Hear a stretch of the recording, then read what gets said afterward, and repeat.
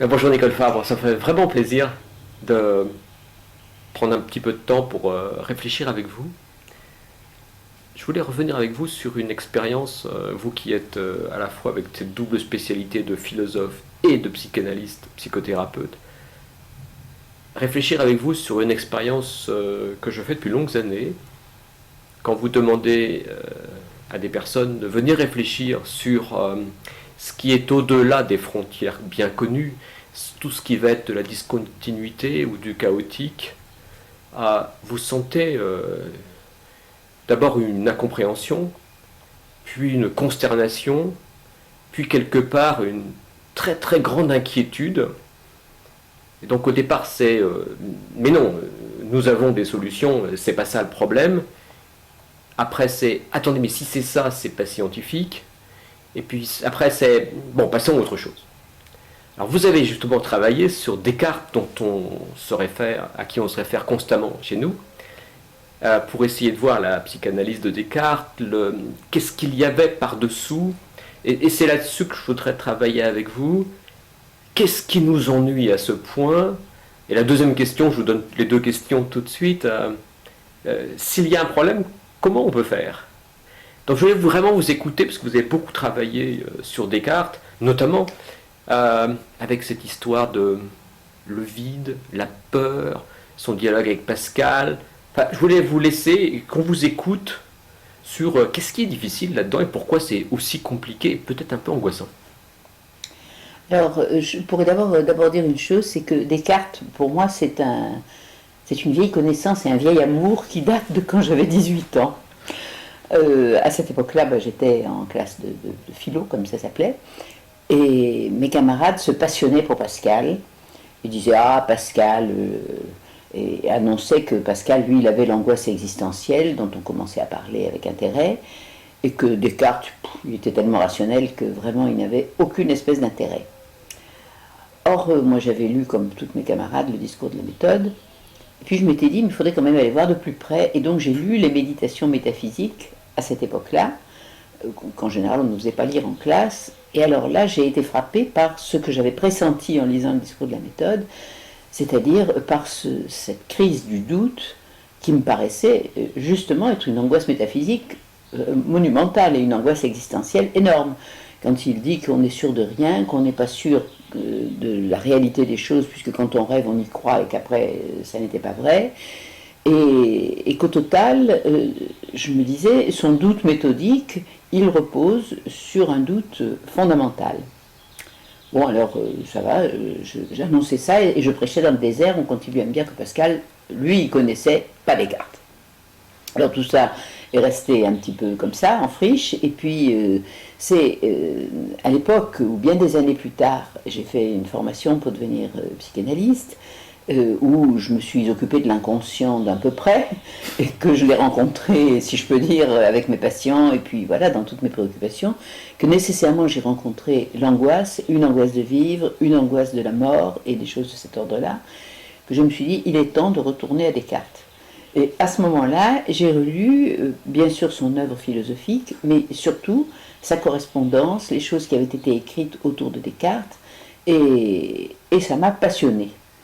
Et ça m'a passionné parce que il m'a semblé pouvoir dire que Descartes, dont on disait que c'était l'homme content, donc un homme qui était toujours en paix avec toutes choses, et puis c'est ce qu'il dit d'ailleurs tout à fait à la fin de sa vie à Burman, ce jeune homme qui est venu parler avec lui, au fond quelques mois avant qu'il ne parte en Suède, voyage qui lui sera fatal puisqu'il y mourra.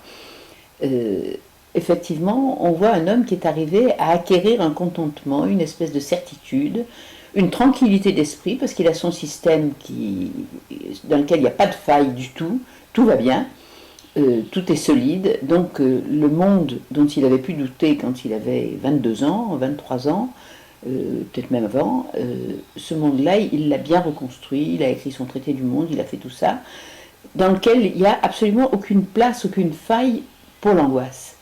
Mais il m'a semblé comprendre, à travers ces diverses choses qu'il avait décrites, et à travers les petites phrases auxquelles on ne fait pas attention, qu'en réalité, il avait, depuis sa jeunesse, une angoisse de mort très importante. Cette angoisse de mort, je la relis, je ne sais pas si j'ai raison, parce que Descartes n'a jamais été sur mon divan en vrai, mais je la relis, cette angoisse de mort, à ce qu'il dit quand il raconte sa vie à un moment, à la princesse Élisabeth. Il lui parle de sa mère qui est morte à sa naissance, et qui est morte au fond de quelques déplaisirs, de consomption qui suivaient quelques déplaisirs.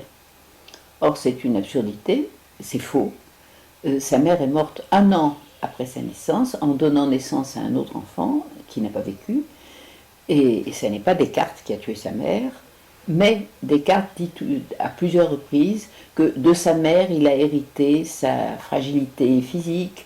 Tout le monde sait que quand il était à la Flèche, on a obtenu pour lui, qui était un petit garçon, qui ne se lève pas du tout aussitôt que tous les autres, enfin bon, tout un ensemble de choses qui disent que sa santé était fragile, et quand même il se sentait précédé par une mère qui était morte prématurément.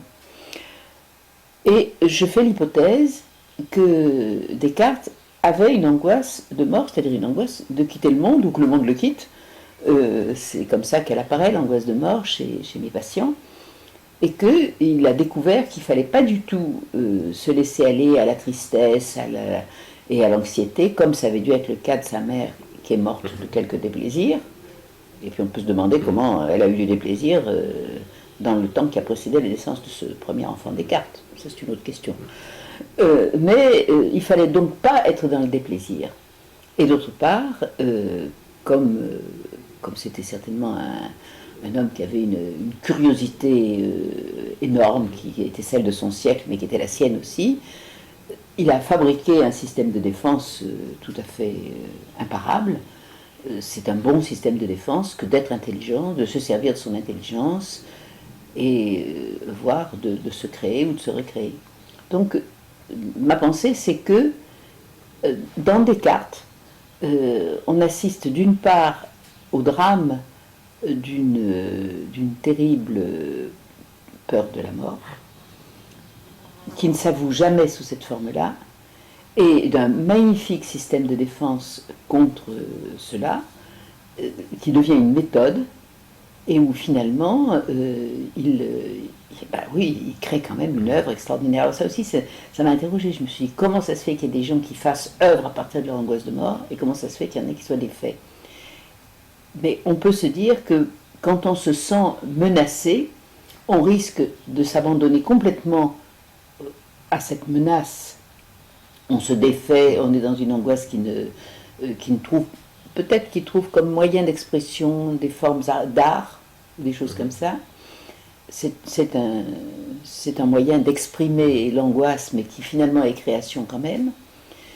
Et puis, on peut tout simplement nier qu'il y a des raisons d'être angoissé, et là je reviens à votre problème à vous, c'est-à-dire qu'on dit non, c'est les gens qui vous disent passons à autre chose, parce qu'il ne faut pas regarder ça, et que si on le regardait, on serait pris d'une telle peur qu'on régresse sans aucun doute. Et c'est pour éviter la régression vers les fantasmes les plus archaïques dont on pourrait parler, si vous voulez, pour comprendre un peu ce qui se passe, et ce contre quoi luttent vos interlocuteurs quand ils vous disent oui, d'accord, si c'est vrai, passons à autre chose.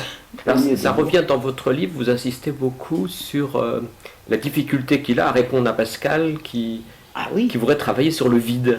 Alors, je ne sais pas s'ils ont été en relation, je crois qu'ils n'ont jamais été en relation. On lui a parlé, le brave père Mersenne et puis d'autres lui ont parlé des expériences de Pascal, qui était un petit peu plus jeune que lui. Mais Pascal, avec ses expériences du vif argent, des tubes dans lesquels il a fait le vide, enfin dans des conditions scientifiques que moi je ne sais pas bien expliquer, mais que tout le monde connaît. Pascal est allé au sommet de je ne sais trop quelle montagne du centre de la France, et puis les expériences qu'il a faites l'ont conduit à dire, en quelque sorte, cette chose étonnante, le vide existe. Parce qu'évidemment, le vide donne le sentiment que c'est le néant. Comment le néant existe-t-il ? Et on a donc parlé à Descartes de ce vide pascalien, des expériences qui avaient été faites pour démontrer ça, et vraiment Descartes n'a jamais accepté de rencontrer Pascal. D'ailleurs peut-être que Pascal ne lui a pas proposé, mais en tout cas Descartes, qui pourtant avait un goût de la science et de la compréhension des choses, n'est pas allé vers Pascal, probablement parce qu'il a dit écartons ça, comme les gens qui ont tellement peur au moment où vous leur parlez de quelque chose qui est angoissant, effectivement. Pour lui, c'était terriblement angoissant de penser qu'il y avait du vide, parce que pour lui, le vide, c'était le néant, et il se référait à des textes anciens dans lesquels, je crois que c'est Aristote ou je ne sais trop quel philosophe ancien qui dit la nature a horreur du vide. Alors lui, il ne le dit pas comme ça, mais il dit le vide est impensable. Du moment qu'il est impensable, il n'est pas. Alors que Pascal, qui peut-être avait moins d'angoisse, quoi qu'on en dise, a supporté l'idée qu'il pouvait y avoir du vide dans la nature sans pour autant il soit réduit, là, lui, à l'état de néant. Et on arrive à cette phrase extraordinaire, ce passage de votre livre sur l'inconscient de Descartes, qui est de dire toute la force, la robustesse de ce système qui nous apparaît comme merveilleux, puisque même, je relisais là, Descartes dit « Je ne vois pas quoi que ce soit dans la nature qui puisse résister à ma méthode. » Oui. Et là, vous dites le système entier ne tient qu'aussi longtemps qu'il n'y a pas de faille dans ce système. Exactement. Là, on retourne complètement. Oui. Oui, absolument. Et ça, je pense que probablement, alors ça nous arrive avec... Alors en même temps, c'est tout à fait étonnant, parce que c'était un homme dont l'intelligence est puissante, dont la capacité de création est puissante. Le nombre de lettres qu'il a écrites, il y a les traités qu'il a faits, mais en même temps toute cette correspondance dans laquelle on sent cette passion intellectuelle qu'il a dite, et avec des choses qui n'ont pas tenu parce que il y a un moment où il ne fait pas place à la faille. Alors on peut se demander qu'est-ce qui se serait passé, mais bien sûr que ça nous ne le savons pas, mais qu'est-ce qui se serait passé s'il avait eu moins la terreur de la pensée du vide ou d'une faille dans son système, ce qui est une forme de vide de la pensée. Qu'est-ce qui se serait passé s'il avait abordé ça en se disant que c'était possible de remettre en cause ce qu'il écrivait. Mais chaque fois que des interlocuteurs, des interlocuteurs ou des gens qui lui écrivaient, enfin, ou des gens qui écrivaient tout seuls et dont le père Mersenne se faisait un plaisir de lui envoyer la correspondance. Chaque fois que quelqu'un disait quelque chose qui pouvait mettre en doute, qui pouvait introduire une faille dans son système, cet homme qui pourtant avait une pensée extraordinaire, qui avait traversé le doute au début de sa vie, n'acceptait pas ça et disait des choses terriblement insultantes pour ceux qui avaient osé dire que peut-être ça ne tenait pas. Oui, c'est une violence. Et il y a une violence chez lui quand il dit au père Mersenne, c'est plus la peine de m'envoyer les lettres de votre ami monsieur, je ne me rappelle plus lequel c'est, ces papiers sont tout juste bons pour le dernier usage, c'est-à-dire à mettre aux toilettes. Et il a des violences extraordinaires chaque fois qu'il tombe sur quelqu'un qui introduit le doute. Alors, moi, ça m'intéresse parce que je me dis, il a traversé un doute terrible quand il avait une vingtaine d'années. Il a mis en doute, alors il le raconte d'une manière très, très soft, au début du discours de la méthode. Au fond, on a écrit beaucoup de choses et qui ne tiennent pas tellement la route. Nous pouvons douter de tout, y compris de notre pensée. Et je me dis que quand il a douté de sa pensée, mais il était au bord de la folie. Il ne le dit pas comme ça, mais c'est pas loin.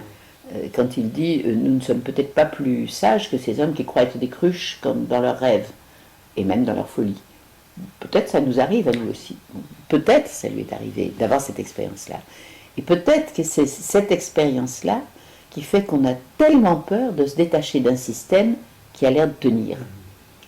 Je relisais récemment des textes que Jean, mon mari, Jean Fabre, a écrit autour de la pensée. Comment se fait-il que notre siècle, en quelque sorte, dit-il, je ne sais trop où, c'était un scientifique, c'était un chercheur, comment se fait-il que nous ayons tant de mal à accepter le changement dans la pensée? Et quelle méthode faut-il trouver? Ça répondrait à votre deuxième question, mais on y reviendra plus tard. Quelle méthode peut-on trouver qui nous permette d'accepter de douter de ce dans quoi nous sommes et de créer quelque chose de complètement neuf et inconnu? Ce qui a été quand même le cas de gens comme...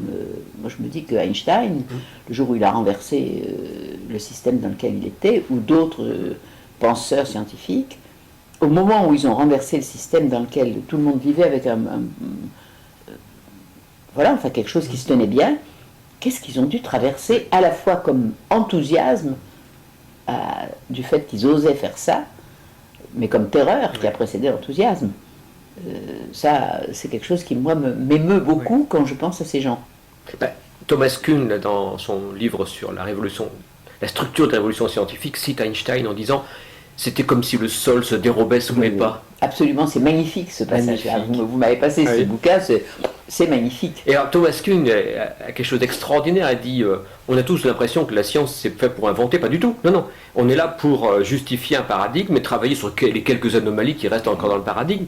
Alors le reste, bon, il y a quelques étoiles filantes qui passent par là, mais ça dérange tout le monde. Oui, et c'est complètement paradoxal. Et à chaque fois, moi, ça me reparlait de votre page sur Descartes. Sur l'idée, attendez, une fois que les choses sont stables, c'est une tellement belle ligne Maginot pour se protéger. Bon, vous n'allez pas me dire que ça passe par ailleurs. Tout à fait. Je suis complètement d'accord avec cette vision-là. Il faut, puisque tout tient, il faut que ça tienne. Et ne venez pas ébranler les fondations, ne passez pas par notre côté, etc. Alors ça, c'est par exemple quelque chose que moi je rencontre dans les cures de patients. Souvent obsessionnel, et Descartes était sûrement quelqu'un d'obsessionnel. On parle d'une névrose de... Voilà, zut, le terme m'échappe maintenant. Un des termes actuels pour désigner la névrose obsessionnelle, c'est de parler de cette névrose qui nous enferme. Il y a un terme que je ne retrouve plus, mais il y reviendra peut-être. Mais ce sur quoi on insiste, c'est sur le fait que c'est un système qui prend tout entier.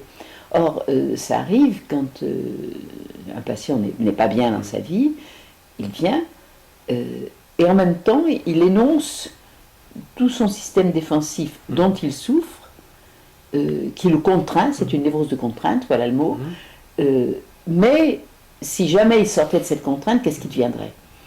Et souvent, moi, quand je propose, par exemple, d'utiliser l'imaginaire, il y a des gens à qui ça fait très peur, parce qu'avec l'imaginaire, on va pouvoir dire, si tout ça n'existait pas, si rien n'était comme c'est, si vous imaginiez votre vie autrement, etc. Donc si vous imaginiez d'être sans ce système de défense-là. Il y a des gens à qui ça fait tellement peur qu'ils n'y vont pas.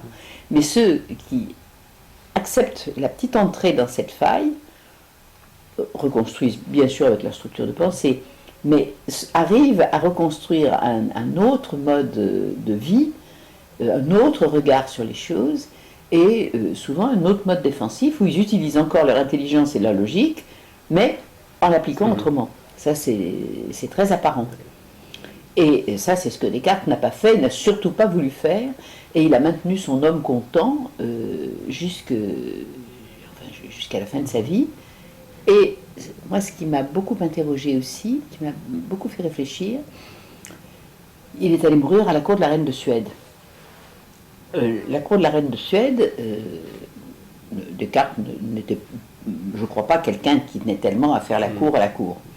Mais il tenait à ce que sa pensée, son système de pensée auquel il croyait, soit reconnu et que finalement, enfin, il était apôtre en quelque sorte, et il voulait faire connaître sa pensée, la faire admettre le plus possible dans les milieux intellectuels. Or, à la cour de la reine de Suède, on rencontrait quand même beaucoup de gens qui étaient influents, et aller chez elle, c'était, pensait-il, avoir l'occasion de développer encore une fois son système sans faille et de le faire accepter.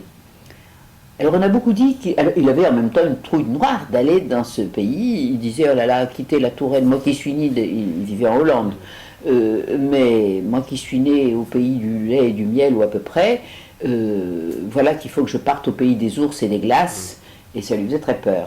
Et en même temps, il disait aussi, et puis qui me dira que mon bateau va pas couler, etc. Donc il avait peur, l'angoisse le reprenait à l'idée de ce voyage, alors qu'il avait tant voyagé dans sa vie. Il s'était quand même beaucoup déplacé, et ça lui avait été très faste. Là, il en a peur, et je crois qu'il en a peur parce qu'il a fini de créer, ou à peu près, et il n'est plus que dans une phase, non pas de création, mais de maintien de sa création. Et il va en Suède pour proposer ce qu'il a créé, mais il n'est plus dans une phase de création. Je pense, moi, que ce qui le sauvait, c'était d'être dans une phase de création, parce que c'est enthousiasmant. Peut-être s'il avait supporté d'être encore en train de créer, il aurait rencontré les failles en question. Il était temps de clore le système. Il fallait vraiment tout clore. Et par-dessus le marché, quand il est allé chez cette reine de Suède, elle ne lui a pas accordé tellement de temps. Alors bien sûr, il faisait froid dans ses couloirs, elle le convoquait à 5 h du matin, il traversait des longs couloirs, tout le monde a pensé qu'il en était mort. C'est vrai, il a appris le mal de sa mère et il en est mort. Mais je pense qu'il a pris aussi le non-contentement. C'est-à-dire que la reine de Suède ne l'a pas tellement écouté, ça c'est une première chose, et c'était quand même pas ce qu'il était venu chercher. Et elle l'a invité à écrire des poèmes pour des fêtes galantes, et il a fait ça, et ça vraiment, à mon avis, c'est ça qui l'a tué. Ça, je crois vraiment qu'il est sorti de ce temps de création, pas du tout en acceptant l'idée du vide, mais en se livrant à ce qu'on lui demandait à la cour. Comment aurais-tu eu encore envie de vivre après ça? Il ne pouvait plus. Et alors je me dis que ces gens qui résistent à ce que vous proposez comme regard sur notre monde qui change et qui est plein de dangers que nous ne savons pas regarder, eh bien, quand ils vous disent « passons à autre chose », c'est qu'ils ont très très peur d'entrer dans l'image du danger, dans la perte des repères intellectuels dans lesquels ils sont, des repères intellectuels et pratiques, enfin. Et c'est cette peur qui fait qu'on passe ailleurs. Mais c'est comme ça qu'on tue une société. Qu'on tue un homme, mais qu'on peut bien tuer un groupe social. Et donc vous avez bien raison d'annoncer et de chercher à annoncer qu'il faut penser et réfléchir. Mais je me dis que quand on regarde, vous savez que je vous ai souvent plaisanté en vous disant quand vous êtes ennuyé parce qu'on ne vous écoute pas, enfin qu'on ne vous suit pas là où vous voulez emmener les gens, je vous dis, les prophètes ont eu beaucoup d'ennuis, quand c'était les prophètes qui annonçaient aux gens qu'il fallait qu'ils se convertissent, enfin des choses de cet ordre-là. C'est-à-dire retournez votre cœur, et vous vous dites, retournez votre regard, retournez votre pensée. Et les prophètes qui annonçaient qu'il fallait retourner son cœur, qu'il ne fallait pas rester dans la vision du monde qu'on avait jusque-là, que, oh là là, non, il ne fallait pas continuer à vivre comme à Sodome, etc., etc., on les fichait dehors. Parce qu'on ne voulait surtout pas entendre ça, on ne voulait pas entendre qu'il fallait changer, ou qu'il fallait changer le regard. Et je pense que c'est des choses de cet ordre-là qui se passent chez vos interlocuteurs. Et avec ce qu'on retrouve chez Pascal, chez Descartes, l'esprit de géométrie doit triompher de toute chose. Oui, tout à fait. Et chez Pascal, on a quand même l'esprit de finesse. S'il n'est pas là, l'autre va avoir du mal à cerner tout et tout et tout. Tout à fait. Et dès qu'on franchit une perception qui va être perception angoissante, en général, la réponse est une réponse de géomètre. Laissez-moi calculer, laissez-moi, comme dit Maurice Bellet, ranger les chaises sur le pont du Titanic. Ne me dites pas qu'il y a quelque chose. Je range très très bien les chaises et j'applique le modèle que j'ai. Et ne me dites pas qu'il pourrait y avoir problème. Alors, si on invente complètement ça, c'est de la folie. Mais si le Titanic, effectivement, a été touché, peut-être que ça interrogeait... Il faut autre chose que s'occuper des chaises. Et alors là, moi, je me dis, qu'est-ce qui se passe? Eh bien, il se passe ce que je retrouve dans les cures, dans les analyses de patients ou dans les psychothérapies où je les accompagne. Un phénomène bien connu, c'est le phénomène de la régression. C'est-à-dire que devant une situation trop perturbante ou trop angoissante, il y a un mouvement en arrière qui nous renvoie très très loin, dans des zones auxquelles je me suis beaucoup attachée, à l'étude desquelles je me suis attachée, parce que ça me paraît très important, c'est les zones les plus archaïques de nos personnalités, c'est-à-dire le temps où nous avions 6 mois. Enfin, le temps de l'archaïque dans nos psychologies individuelles, mais je pense que c'est ce qui est éveillé chez les gens qui vous écoutent, ou peut-être même globalement dans un groupe social. Je ne suis pas un spécialiste des groupes sociaux, mais je pense qu'il y a des choses qui se passent de cet ordre-là.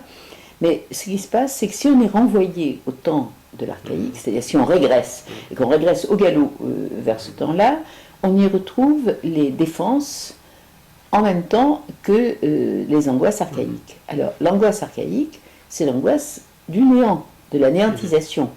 Je ne suis rien. Alors, pourquoi?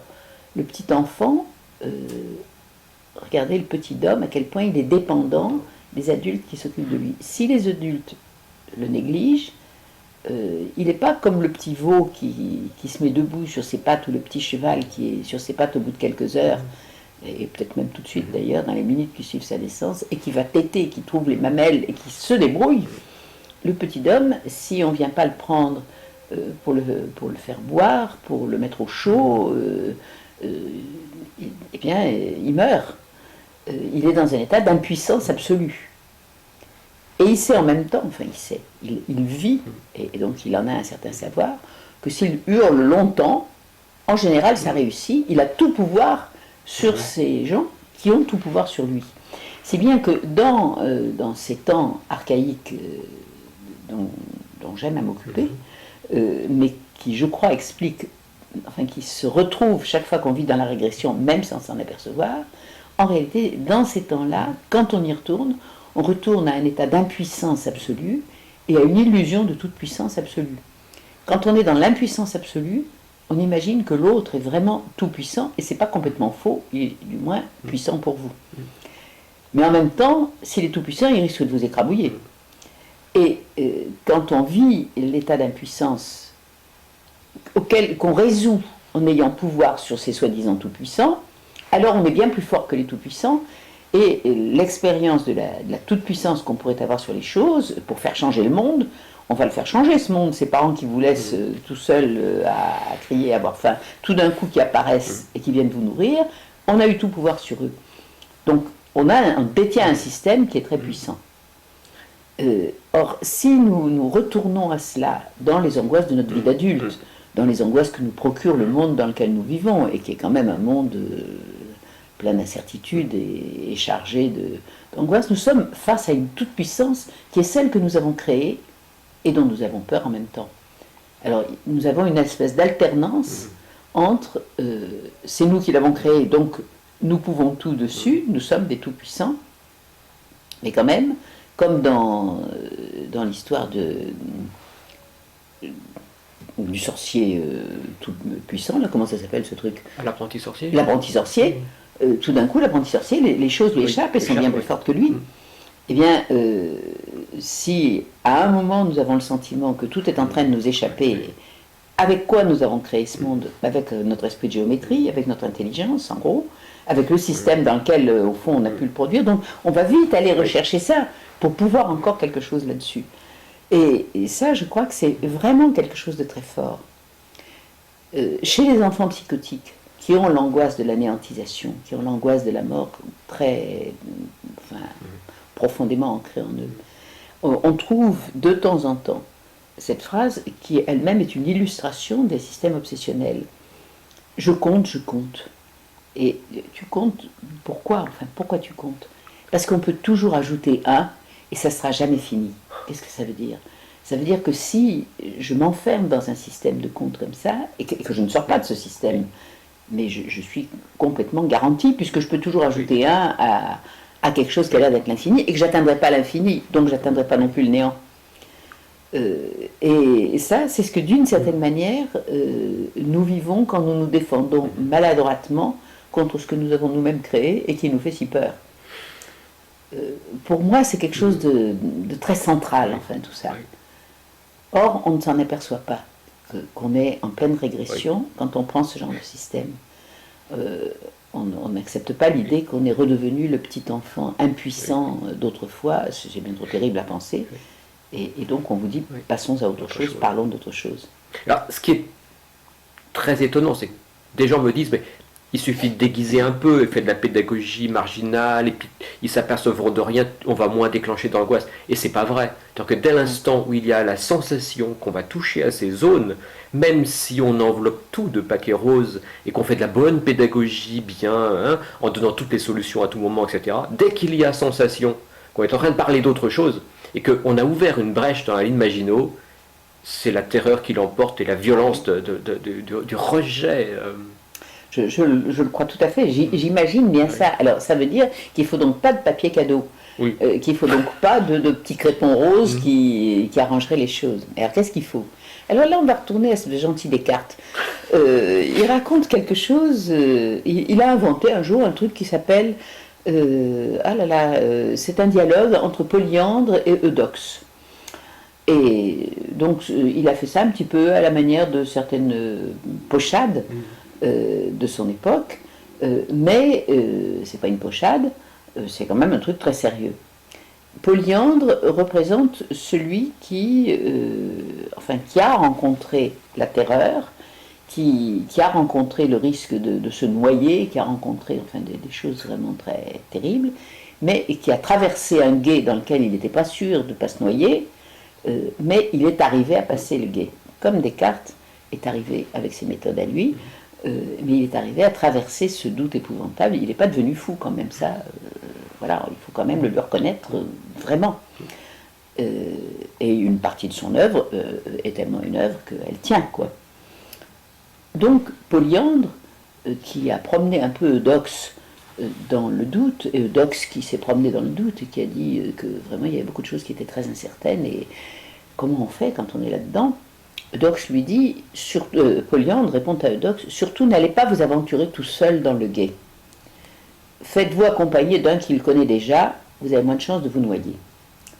Alors bien sûr, à travers ça, il dit, ma méthode est la bonne et la vraie, et donc suivez-moi et vous serez tranquille. Mais c'est peut-être un exemple quand même à conserver quand on est celui qui voudrait arriver à faire passer la conscience d'une difficulté. Parce que Polyandre ne fait pas de cadeau à Eudoxe, il lui dit pas du tout que le doute n'existe pas.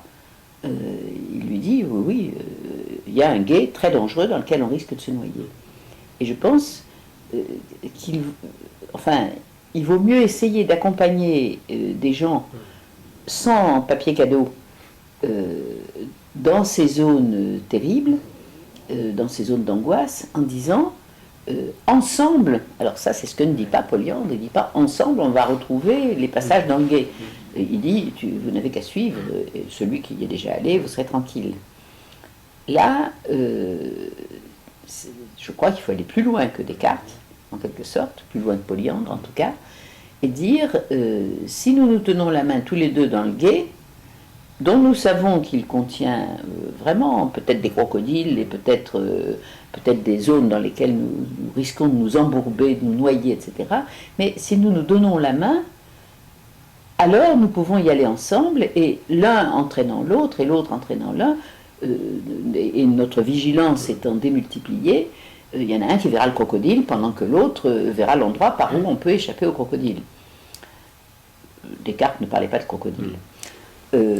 Mais je pense que là, il y a probablement une voie, c'est-à-dire que il me semble que plutôt que de dire faisons une bonne pédagogie rassurante, il vaudrait mieux dire allons ensemble dans ce lieu qui vous fait peur et qui me fait peur, qui nous fait peur à tous, mais à plusieurs, on doit pouvoir progresser. Alors, c'était probablement ce qu'avaient déjà pensé, je pense, tous ces gens qui ont mis en place des techniques de groupe, des groupes de créativité, des groupes... Mais là, je ne sais pas ce que c'est, et vous en êtes de ces gens qui mettent en place des techniques de groupe, qui y participent. Mais encore faut-il savoir comment la mettre en place. Ça, c'est vous qui avez toute une recherche que vous faites et que vous avez certainement tout le temps à adapter en quelque sorte.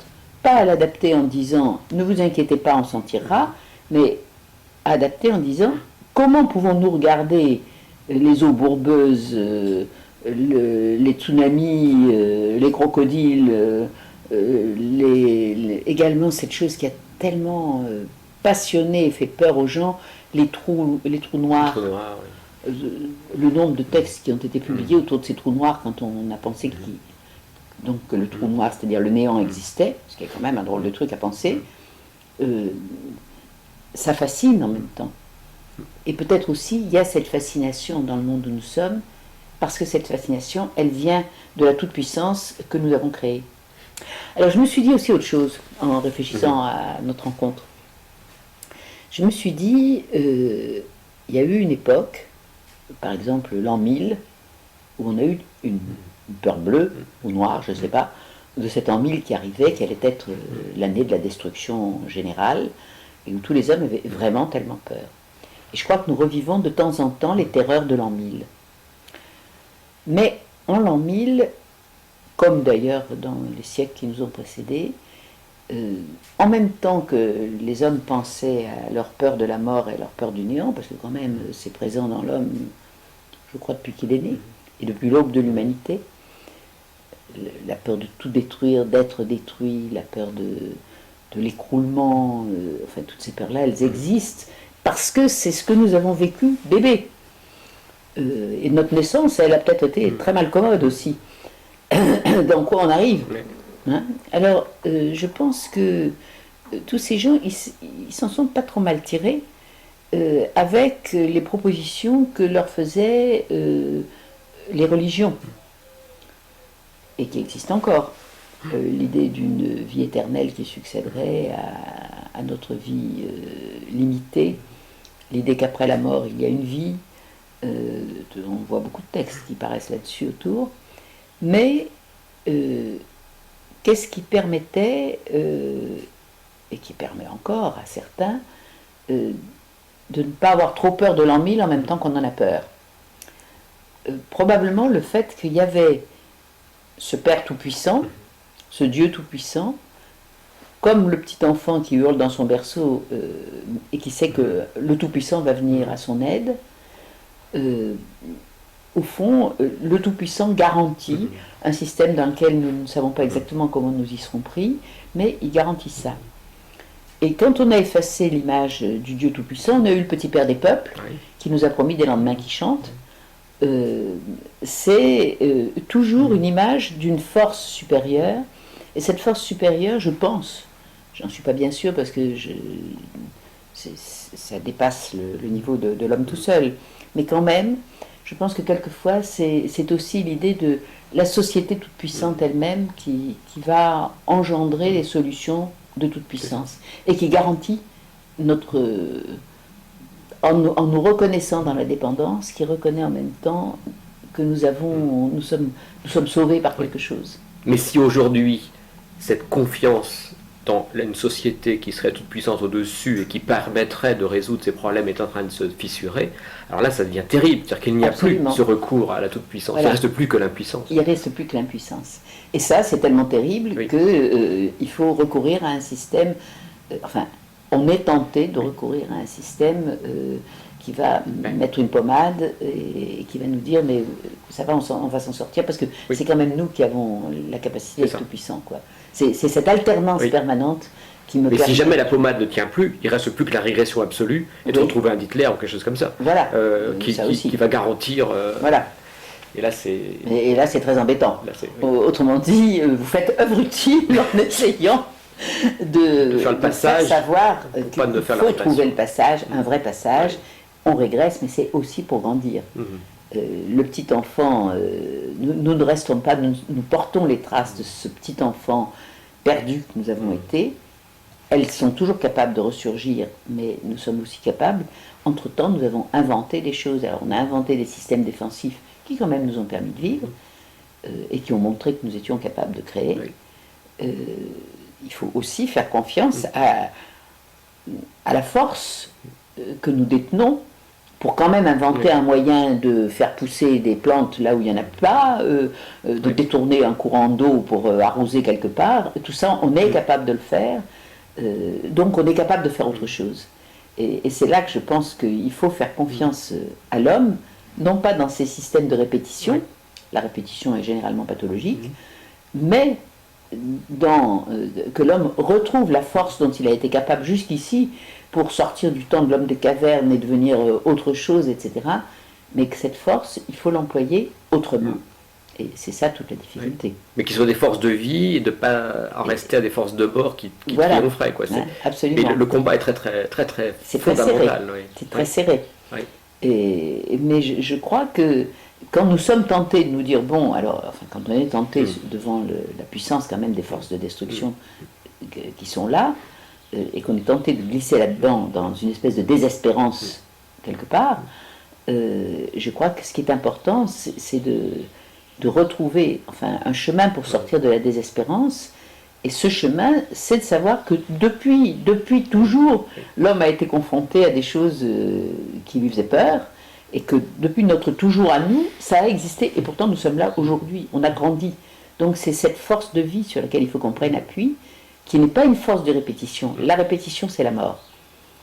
Et la force de vie, c'est ce qui nous permet tout le temps de dire, et si un des auteurs cités dans votre livre, là, dont vous me parliez tout à l'heure, c'est celui qui dit, et tiens, mais et si je faisais telle chose, qu'est-ce que ça donnerait? C'est-à-dire, ça, tiens, personne n'a encore pensé à ça, et si je faisais ça, ce qui n'est pas mettre de la pommade, ce qui est, je fais appel à ce qui, dans l'homme et dans moi, est capable de quelque chose. Je lisais récemment un texte également, je crois que ça a été publié aux États-Unis, où un chercheur se trouve devant une situation et il bloque à chaque instant. Et à chaque instant, il dit « Ah oui, non, mais je pourrais faire ça ». Et puis à un moment, il dit « Non, mais voilà, je suis foutu, enfin, j'ai tout essayé, rien ne marche ». Ce que probablement nous trouvons beaucoup dans notre monde actuel.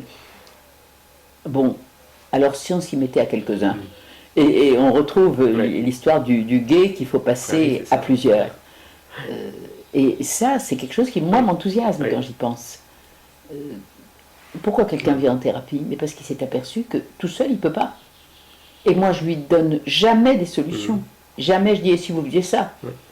Je dis, et alors, si vous vous asseyez devant votre problème insoluble, et que vous attendiez que quelque chose émerge, mais c'est tous les deux ensemble. Bien sûr que je ne tiens pas ce discours réel en psychothérapie ou en psychanalyse, mais n'empêche que c'est ça qu'on dit. Dites un peu où vous en êtes dans votre difficulté, mais nous sommes tous les deux à la regarder, cette difficulté. Et du fait qu'on est tous les deux à la regarder, va surgir quelque chose. Et c'est chez vous que ça doit surgir, c'est pas chez moi. Moi, je suis simplement celle qui soutient ce mouvement-là. Je n'ai pas la solution. Mais celui qui est là, il sait qu'il n'est plus seul. Et nous sommes tous les deux dans ce mouvement-là. Et ça, c'est quelque chose de passionnant. J'ai visité un jour un petit musée qui existe dans le sud de la France, qui est consacré à l'homme préhistorique autour de je ne sais pas trop quelle grotte on a trouvé par là-bas. Alors, les gens très bien avec qui j'étais ont passé beaucoup de temps dans la partie supérieure de ce petit musée, qui est celle où on vous montre des petits os, des petits bouts qu'on a retrouvés, les petites choses qu'on a pu arriver à faire, la reconstitution de la tête de l'homme de cette époque-là à partir des restes qu'on a trouvés. Alors ça, c'est un travail de la science.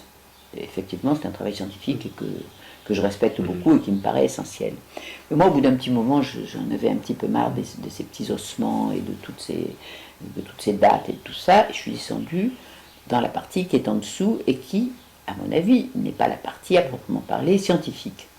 Mais dans une salle ronde et plus ou moins obscure, il y a des espèces de vitrines, donc qui sont l'invention des hommes d'aujourd'hui à partir de la reconstitution qu'ils ont pu faire dans tout ce qu'ils avaient trouvé. C'est-à-dire qu'ils ont donné une place à leur imaginaire pour reconstituer l'orage, la vie dans la grotte, le départ à la chasse à je ne sais trop quel animal terrible qui devait vivre dans cette époque-là. Tout ça se passe dans l'obscurité, puisque la seule lumière qu'ils ont, c'est quand le soleil veut bien venir, ou c'est quand il y a un orage.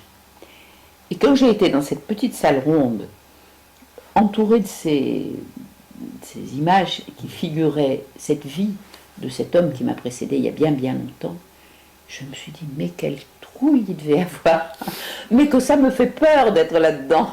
Et vraiment, je me sentais absolument comme ce pauvre homme des cavernes qui ne comprenait rien et qui pourtant était obligé d'agir et de faire des choses. Et je repense très souvent à cette sensation que j'ai eue dans cette grotte. J'étais pas dans une grotte, mais j'y étais quand même, où vraiment il y avait cette obscurité, cette pauvreté de moyens. Et avec ces moyens tellement pauvres, cet homme qui est devenu l'homme d'aujourd'hui quand même, enfin, et qui a eu des enfants, et les enfants ont eu des enfants, et il a survécu. Il s'est déplacé, il est allé ailleurs, et il ne savait pas où il allait quand il allait ailleurs. Et ben, je me dis que voilà, c'est à ça que vous invitez les gens d'aujourd'hui. Mais c'est ça qui nous fait si peur, puisqu'entre-temps, on a constitué de si beaux systèmes Oui. de pensée. Alors, une grosse difficulté que je vois, c'est que en ce moment, l'obstacle, c'est de faire prendre conscience qu'on pourrait dépasser ce système et qu'on pourrait aller plus loin sans trop résister uniquement. Mais je me dis aussi que la vitesse à laquelle nous avons des chocs, ce qui vient de se passer en Chine, etc., on pourrait très bien arriver à quelque chose de beaucoup plus lourd au point de vue pathologique. Probablement vous rencontrez des patients à ce niveau. C'est non pas laissez-moi protéger mon système, mais mon système est détruit. Oui. Et là, trouver des gens, une société, des groupes, quelque part, je dirais, totalement désespérés. Avec, oui, d'accord, ils ne tenaient pas, et se retrouver, mais eux-mêmes, violemment en face des angoisses qui leur faisaient peur, et avec un système dont ils ne peuvent plus prétendre qu'il tient. Alors là, c'est une séquence dans laquelle on peut aussi se retrouver. Oui. À ce moment, on fait comment? Qu'est-ce qu'on peut dire? Eh ben, je me le demande. Ouais. Avec vous, je me le demande. Et pourtant, j'ai une espèce de foi dans la sortie de la désespérance. Je me dis que les hommes qui, depuis toujours, ont été confrontés à une désespérance. Je pense que ce pauvre homme-là qui avait trouvé le feu et qui était bien content et qui voyait que tout d'un coup il détruisait toutes ses forêts parce que le feu lui échappait, quelle désespérance il a dû traverser. Or, il a pu aller, il est passé quand même. Alors je me dis que peut-être, effectivement, nous risquons d'être, et nous-mêmes, chacun pour nous, moi je sais bien qu'il y a des moments où ça me fait horriblement peur, le monde dans lequel on est, parce que ça va tellement vite, que je me dis que nous ne sommes pas sûrs des forces que nous allons mettre en place. Peut-être que nous allons mettre des forces encore plus destructrices, qu'on va être encore plus apprentis sorciers, et peut-être sorcier qui fait tout détruire. Et ça, c'est une profonde désespérance. Mais je me dis qu'il me faut trouver au fond de moi cette espèce de confiance dans tout ce qu'a déjà vécu l'homme et tout ce que j'ai pu traverser, moi, ou ce que nous avons pu traverser collectivement de choses désespérantes, pour dire que peut-être une sagesse peut s'inventer. Alors peut-être c'est ce que font ces groupes qui nous font souvent sourire, les gens qui veulent aller vivre comme on en trouve toujours un peu partout, qui se disent bon bah on va se retirer au fond des Cévennes ou de l'Auvergne ou de je ne sais où, et puis on va vivre sur nos propres moyens, on va cultiver notre petit blé, on va se mettre hors société, et puis on va réinventer une société pure en quelque sorte. Bon, après tout, ils ont trouvé leur solution, qui ne tient pas toujours toute une vie. Hein. Mais enfin bon, pour un temps, ils essaient ça. Mais peut-être qu'on peut s'inspirer de ça, en se disant que nous n'y pouvons rien, nous avons créé des choses qui nous ont emportés là où on ne voulait pas aller. Mais puisqu'on est là où on ne voulait pas aller, on va travailler là. Voilà, il faut travailler là où on est. Ça me rappelle des passages de Churchill au moment où il doute.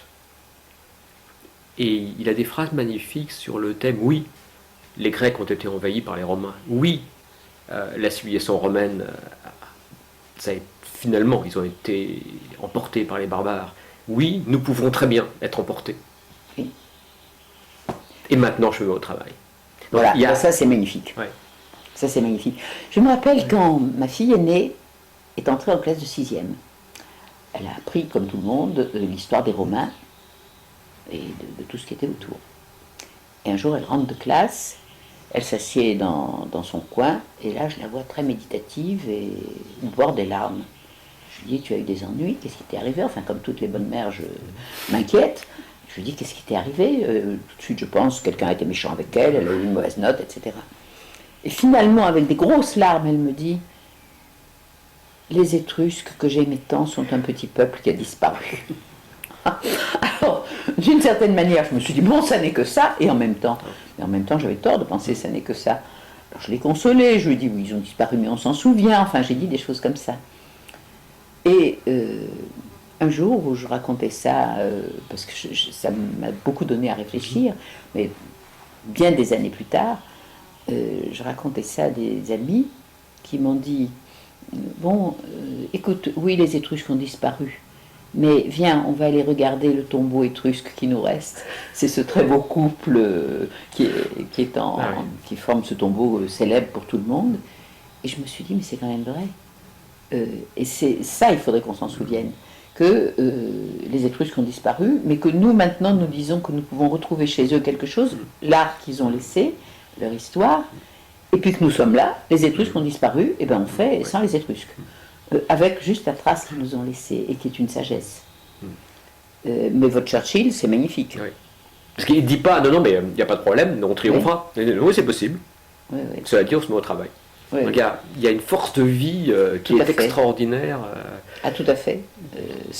J'espère que vous le mettez en lettres d'or chaque fois que vous ouvrez une session. Oui. Ça vaudrait la peine. Oui. Je pense. Ben, je vous remercie. Écoutez, moi, vous m'avez entraîné sur des chemins qui sont pas les miens et qui sont tellement les miens en même temps. Merci. Moi aussi, je vous dis merci.